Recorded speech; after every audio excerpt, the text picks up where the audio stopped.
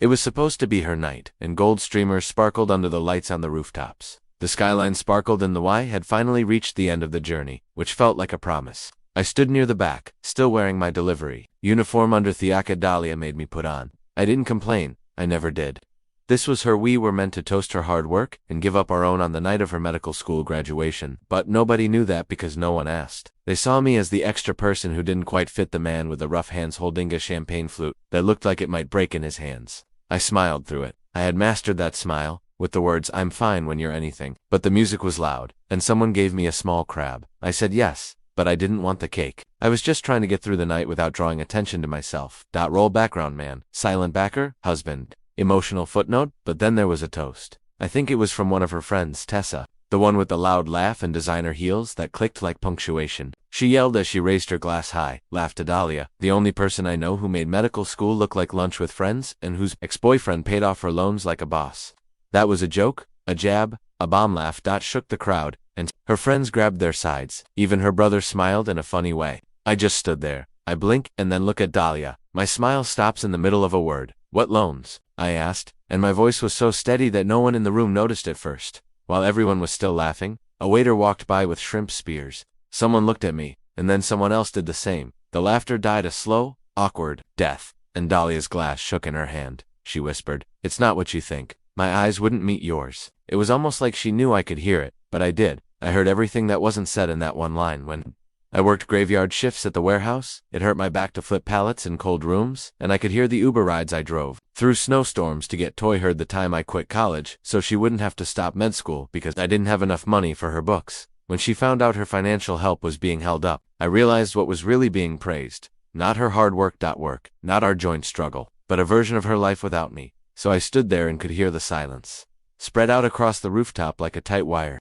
The skyline behind me was fuzzy, and the city lights. Hattie had nothing to say. All I could hear was my heartbeat and beats I didn't recognize. I told her that my voice wasn't angry, just rough, and I guess that's because I was worked 3 getting jobs to pay for school. A few people gasped, and someone put down their drink too, loud when the glass hits the table. I took my wallet out of my back pocket and pulled out a crumpled ticket. It wasn't planned, but it was a $7,400 tuition bank transfer from 6 months ago that I picked up off the counter this morning. Yeah, I said that was my name.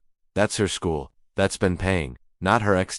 When Dahlia finally looked at me, her eyes begged me not to forgive her for silence, but I wasn't interested in silence anymore. You let them believe what I said all this time in silence. They thought I was just going along for the ride. You traded my sacrifice for a better story, one in which I didn't have to do anything. Her mouth was open and closed. Her parents were frozen, and her best friends. No one came forward with anything to say, so I did the last thing I ever planned to do on a night like this. 2 dropped out so she wouldn't have to bring groceries, changed tires, and slept 3 hours a night so she could follow her dream. Tonight I found out I was never a part of the dream. It was just the stepping stone that she polished until it reached the roof. I didn't wait for an answer because I didn't need one. I left right away, past the buffet table, the flower arch that someone paid too much for, and the people who would afterwards say, "I made that." I may have done a scene, but the truth needs to be told sometimes. It should be loud enough to drown out the lie it's replacing. I didn't cry in the lift, swear, or punch anyone.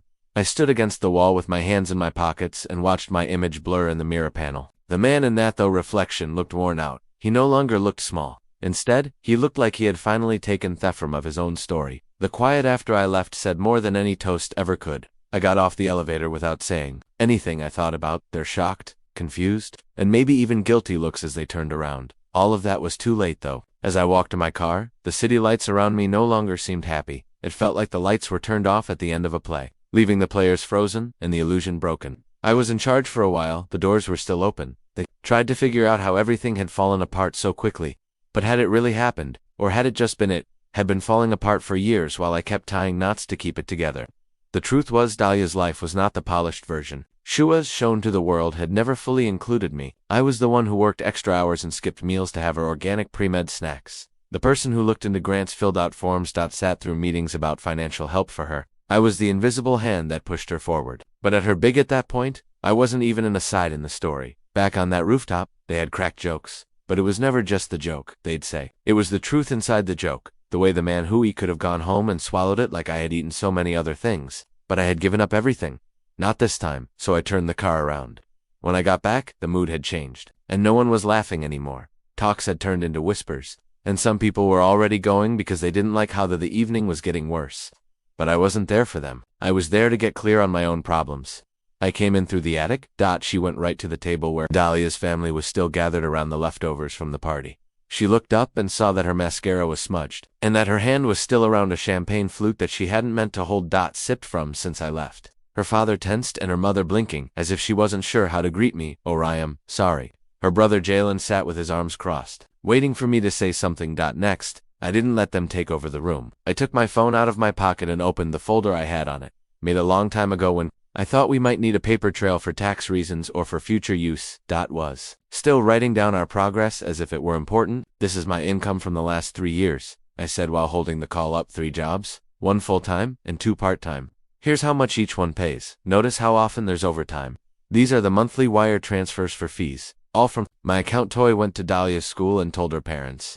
I know you told people that her ex-boyfriend paid for her school. It would have been easier to sell that story, but that's not what happened. I got paid. Don't put me in the spotlight because I don't fit your idea of who I am. Malik Dorian, the guy she married. She should be with her mother. Her father's face turned red, and his jaw clenched. "You think it's about pride?" I asked. "Not about being wiped. I didn't come back to fight. I came back because I realized I'm the only one left who remembers the truth. I'm done carrying it all by myself," Dahlia said with tears in her eyes. "Malik, please don't," I said, trying to stay cool. "Last but not least, I let you have your moment and built your version of success on my back, but tonight was also mine." I took a deep breath, put my phone down on the table, and tapped the screen.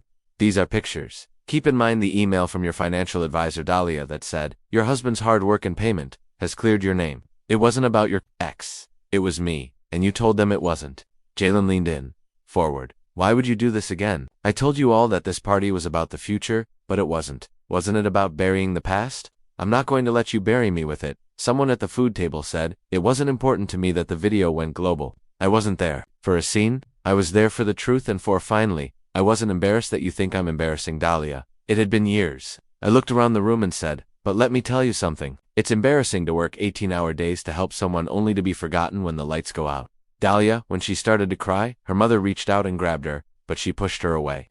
I could see the guilt that had been building up. Said again as I turned toward the exit, "This isn't about getting even." When it came to release, I had to say it out loud in the room where you all told the story without me. Then I left. I turned away this time because I didn't need to look back. I could hear the silence behind me getting louder and heavy. It felt like the truth was finally hitting the walls. They had a party for a future based on lies, but I had brought the receipts with them. And that night, despite the lights, music, people would remember the arrangements not for the degrees or the gowns, but for the night the truth was told. She stood up, looked them all in the eye, and wouldn't sit down again. We didn't say anything as we left the rooftop. As my feet hit the ground, the beat felt more accusatory than anything else.